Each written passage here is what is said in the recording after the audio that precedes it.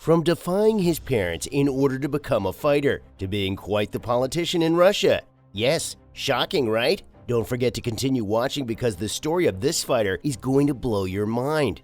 Come on, let's talk about Alexander Karelin, the scariest man in sports history. But before that, let's dive into a short history lesson and know how unstoppable Alexander Karelin's journey from wrestling dominance to MMA madness began. In the late 20th century, Alexander Karelin emerged as a dominant force in wrestling, earning an undefeated streak for a solid decade. His presence on the mat was intimidating, often instilling fear in opponents due to his sheer strength. He even tried his luck in MMA and got popular as the Madman among Americans for his intense training and perceived superhuman abilities. His dominance led to rule changes in the sport to level the playing field. Born and raised in a bustling industrial city in Siberia, Alexander grew up surpassing both his parents' height by the age of 12. Despite their objections, he was drawn to Greco-Roman wrestling from a young age, and nothing could stop him from chasing his dream. Even when he ended up with a leg injury, or when his mom burned his uniform in protest at 20 years old, he became a notable figure in the wrestling world. How Alexander Karelin dominated to win Olympic gold.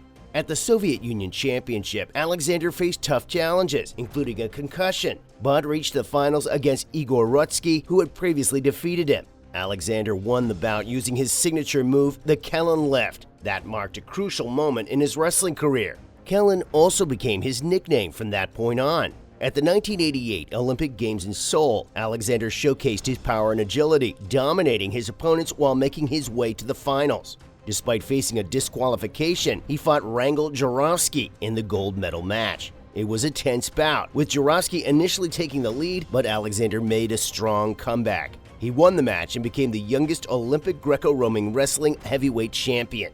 This marked the beginning of Alexander's unprecedented dominance in the wrestling world, the experiment in wrestling and transition to MMA. From 1989 to 1991, Karelin ruled the wrestling scene worldwide. He grabbed 2 back-to-back world championships and impressing everyone with his powerful move, the reverse body lift, and then won European and world titles for 3 consecutive years, marking an impressive 4-year winning streak. In the 1992 Olympic Games in Barcelona, he competed as part of a unified team after the dissolution of the Soviet Union. Considered the clear favorite, he beat all opponents, earning the nickname Russian Bear for his skills in the wrestling arena. Despite opponents preparing specifically for him, no one could really go on for even a few minutes against the scariest man in sports history. In the title bout against Thomas Johansson of Sweden, Alexander's skill was obvious. He swiftly made his moves, winning the bout in just 7 minutes. His total control showcased his talent as he emerged as one of the greatest wrestlers ever. And if you keep watching the video, you'll learn how he also solidified his reputation as a politician. But all wasn't good for the fighter. Alexander Karelin fights injuries. After achieving 2 Olympic titles, Alexander remained committed to his tournaments. However, his packed schedule led to more injuries, and he ended up fracturing 2 ribs during the 1993 World Championship. Despite the pain and lack of medical assistance, he powered through, winning against opponents and securing another victory. Alexander kept winning gold medals in many world and European championships, but just before the Atlanta Olympics in 1996, he tore a muscle in his chest. Doctors doubted his ability to even use his right arm for a year. But still, he participated in the tournament after altering his training. Leading the Olympic team for the 3rd time, it was clear Alexander struggled due to the injury, unable to execute his signature move, the reverse body lift. Yet he powered through, winning matches even without his primary technique. Despite the difficulties, at the age of 28, Alexander did something really huge in history, becoming a 3-time Olympic champion and solidifying his status as a wrestling legend. MMA Journey of Alexander Karelin. After consistently defending his heavyweight title for 3 more years, Alexander continued his winning streak, dominating every tournament he entered. In the 1998 World Championship rematch against Matt Ghaffari, he immediately destroyed the American within minutes, extending his unbeaten record where no opponent could score against him for 6 years. Then, in 1999, during an MMA event in Japan, Alexander was challenged by a local fighter named Akira Maeda to a mixed rules match. Even though he knew very little about the format of the match, Alexander accepted the challenge. The match, held under specific rules, only allowed open palm strikes and prohibited hitting on the ground, attracted massive attention. Maeda caught Alexander off guard with kicks, but the Russian wrestler quickly reacted. Taking the impact, Alexander regained control using a front headlock and surprising everyone with his trademark move, the reverse body lift. Even without landing any strikes, Alexander completely controlled the fight, earning a unanimous victory after showcasing 10 minutes of absolute dominance. His entire earnings, around $1 million, were donated to the Russian Wrestling Federation. In the year 2000, Alexander reached a remarkable milestone, becoming a 13-time national champion and an 11-time European champion. This success earned him the honor of representing his country at the Sydney Olympic Games. Approaching his 30s and having endured numerous broken ribs, Alexander decided this would mark his final Olympic appearance. At Sydney, Alexander dominated the competition, not conceding a single point throughout the tournament.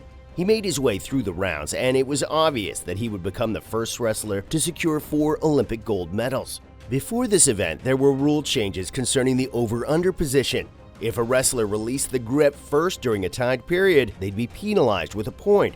In the final match, Alexander squared off against Rulon Gardner, a U.S. wrestler with limited international accomplishments but renowned for his strength. During the match, Alexander attempted his signature move, the reverse body lift, but Gardner was able to counter it. As the score remained tied with 2 zeros on the board, according to the new rules, the wrestlers engaged in an intense over-under clinch. After a minute of struggle, the referee penalized Alexander, giving Gardner a point, forcing Alexander into a position of playing catch-up. Despite his efforts to recover, the match remained close, heading into a 3-minute overtime due to the narrow score gap. In the final moments, despite Alexander's attempts to secure a win, Gardner held his ground, strategically avoiding risky moves. The match concluded with Alexander unable to execute his usual winning throw. Feeling disappointed, Alexander faced a rare loss, signaling a shift in the wrestling world. Despite his efforts in the closing seconds, the victory slipped away, marking an unexpected turn in the match that left Alexander in a state of regret. He said that he made a mistake and couldn't gather the emotions to change the course of the match. After an incredible 13-year run without any mistakes on the international stage, Alexander faced his first setback, which led to the end of his era. After the Olympic Games, the rule regarding the over-under clinch was scrapped. At 33 years old, Alexander retired from wrestling due to exhaustion from the demanding sport and recurring injuries. And later, he ventured into politics and scientific research after his retirement. In 2002, he successfully defended his doctoral dissertation, earning a professional degree in sports pedagogy. Presently, Alexander's pursuits have shifted significantly from his wrestling days. He engages in writing poetry, organizing regular wrestling tournaments for young athletes, and conducting seminars across the country. Now, let's dive into a bit about his transition from sports to politics. Between 1995 and 1999, Karelin served in the Russian tax police, retiring with the rank of colonel. His political journey began in 1999, when Vladimir Putin invited him into politics. He joined the United Russian Party and served as a representative of Novosibirsk Oblast in the State Duma in both 1999 and 2003.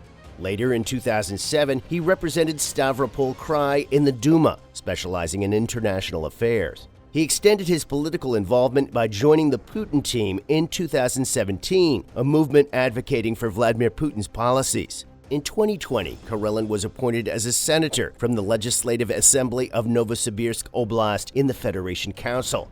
After taking office on September 25, 2020, he currently serves on the Council's Committee on International Affairs. For 13 years, Karelin stayed undefeated, gathering an incredible set of titles that most couldn't even imagine. His success got him into the Guinness Book of World Records, and the International Wrestling Federation hailed him as the best wrestler of the 20th century. Even now, decades later, not many fighters have been able to achieve what this Siberian athlete did, and that's exactly why Alexander Karelin was and will always be the madman. But the question is, do you think Alexander Karelin is the scariest man in sports history? Will we ever see anyone like him again? Let us know in the comments and subscribe to our channel for more videos just like this.